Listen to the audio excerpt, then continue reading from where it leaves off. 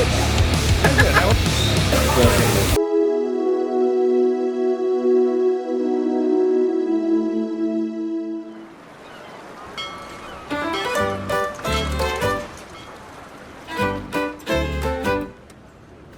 know, Denmark's pretty much, well, no, not pretty much, it is the capital of the world of innovators of the best food in the world. All the ethos behind the food and drink over there is exactly what we imagined would happen at Wilderness. Copenhagen is a big inspiration for quite a lot of chefs, I believe. Just their ethos, the way they work with their seasons, the way they work with their produce. No one in Copenhagen likes to brag. You know, it's a very humble city, and I think that's very, very important, because you could go there and, you know, it has some of the best restaurants in the world, some of the most incredible bars around the world, but they don't talk about it. You go and you experience it for yourself.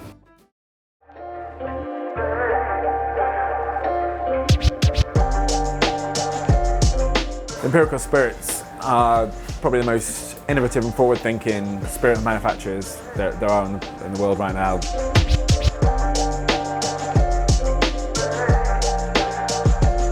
Just make sure that everybody has enough cups. All right, so next we are going on to Charlene McGee. Oh my God. Yeah. It's beautiful. They're just, like you say, you've created a brand new category here, which is, it's very hard to get your head around a bit because it's fucking amazing as well, isn't it? And I just want like about a case of that immediately. All day, every day. Yeah, exactly. What is the criteria to do a collaboration with you guys? I'm just putting you on the spot whilst you're mic'd up with the camera here. No, but it's really about being like-minded people and working towards the same mindset about what flavor is or should be, and this being the main goal to bring to people, and not just any alcoholic drink. Yeah.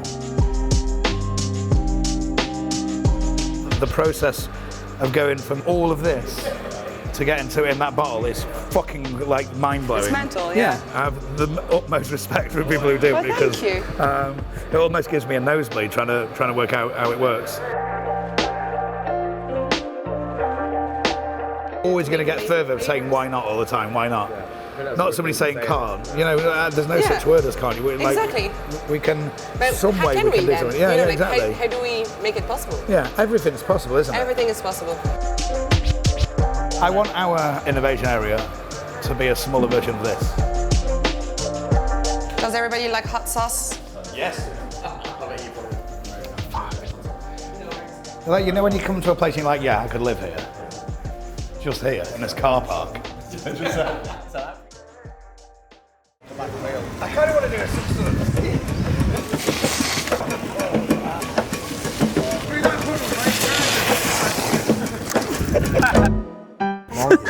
This is Daphne, isn't it? It was Gabe. It's Gabe Batman, yeah. And then he stopped there. Yeah, because I was scared. It's all right to be scared.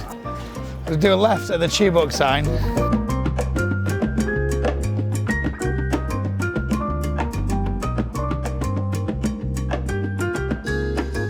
What's dive bar in Danish? Duven bitter. Yeah. 10 of those. 10 gamble that. 11. Oh, it smells amazing. Mark Garrity's gonna fucking fit. I like you can do this.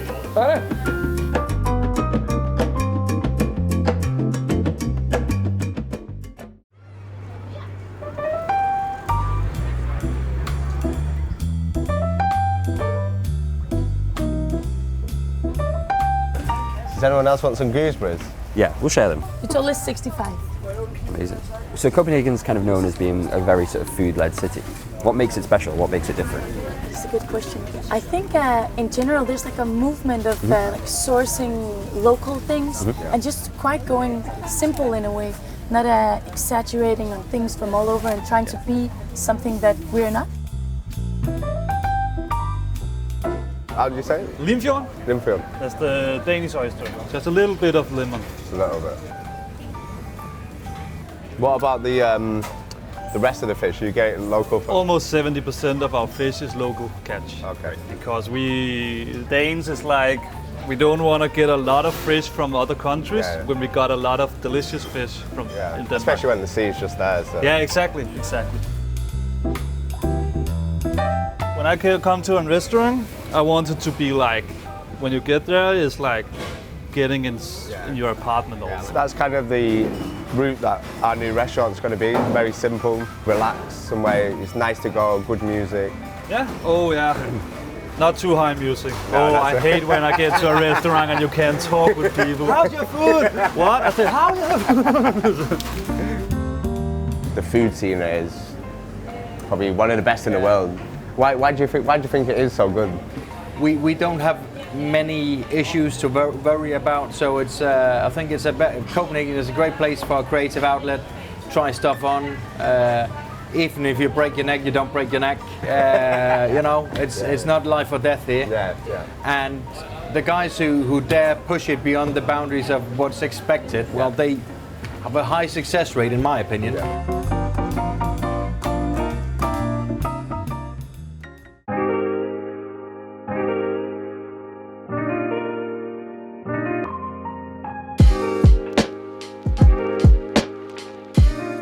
As soon as we were, Copenhagen, the first place we wanted to come was here, so we're really pleased we managed to get in. The guys were really excited as well to sit at the chef's table. Yeah, it was cool, the big group of you guys coming in. I'm glad you guys came back for your bags. We thought you weren't going to come back after you went for your beers. The first time I heard about you guys, someone said, look, speak to them as well if you can about how they move staff around all the different sites. So that's like all the chefs we hire, they need to know, because of course everyone wants, I want to work at Relais. But as you can see, my team's pretty small. There's only 9 hired. You can want to be at Relais all you want. A lot of times there's not spots. So they need to be open and be flexible. So yeah, we have Manfred's, Mirabel, and Based. And that's how we do kind of train in between. And I don't know what more you can ask for to be within one school. So how often do you change your menu? Well, like now with the high season kicking in, we're always working on 2-3 servings all the time. We never change the entire menu. It's very seasonal and produce focused. So the decisions of having the farm and going organic completely change the way we cook, For example, if you come to meat, there's not so many organic choices. So we have to get an organic pig, a whole one, and use all the different cuts. While a chef's dream would be, I want sweetbread on the menu, let's do it for 3 weeks. You can order as many kilos as you want. I haven't cooked a sweetbread in 8 years. The manifest you wrote, were you involved in writing that? Yeah, that's kind of built up through our years. Those are the philosophies that Christian really firmly believed in, and then that's kind of what we go by. But the whole idea of kind of doing gastronomic cooking, cut to the bone, have everything focused on the main things, which is food, wine, staff, service, as the main priorities. Well, it's definitely worked. Cheers, thank you so much.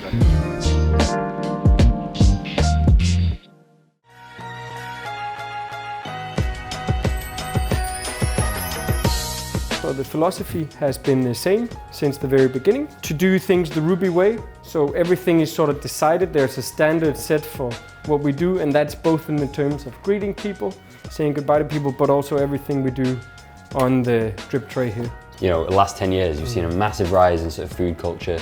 How has that affected the drinks industry? This whole new Nordic and rise of awareness in local ingredients and local produce and local ways of doing things happened simultaneously to the sort of cocktail revolution. So at the time, Noma was named the world's best restaurant.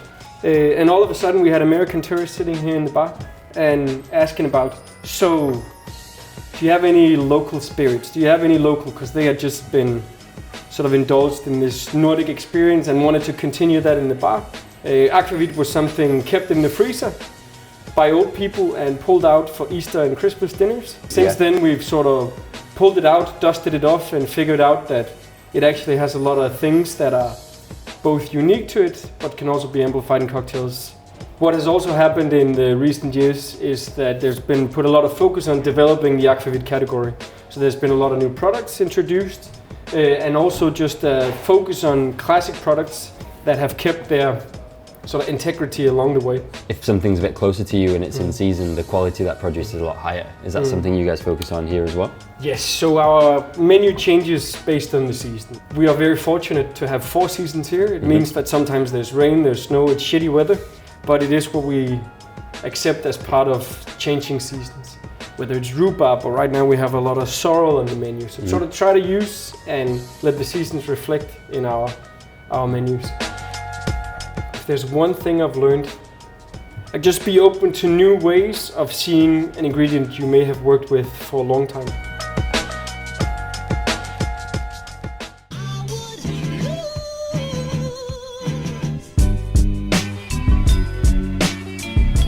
This place is fucking cool. What would you think we're going to take away from this? A lot I've took away from this. Yeah? Fucking massively. Given an idea of how many things can be of this much quality, I think is a key tip. Yeah. Because everywhere is just pure quality. And kind of like and everywhere effortless a bit as well. Yeah, and I think that's where I'm getting the inspiration from, is just keeping it simple as fuck. Even simpler than I thought. Yeah. And non-stuffy. I'm very happy that thing. I've always wanted to come here for probably 5-10 years. Noma's like fucking 10 minutes down the road as I know, well. I really want to go and see what Noma's sites is. It's a bit shit going to see the front door though. Yeah. You don't want to go to the front door without eating an ant.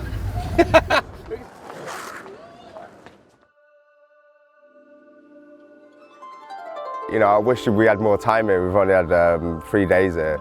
But even in them 3 days, I've got so much inspiration from coming here and seeing what they're doing. I just can't wait to get back home and start putting the inspiration that I've got into the kitchen. You need these challenging flavours for something like this, like Wilderness, because we want to be pushing the boundaries as well. So, you know, if we want to push boundaries in food and drink, we need the people that we're buying these spirits off and beers off and food from and everything. We need them to be challenging what they do as well, so it all kind of fits together. So hopefully when somebody gets something in here, it's something they've never had before, you know, and it's going to be really interesting to see how people kind of take hold of this.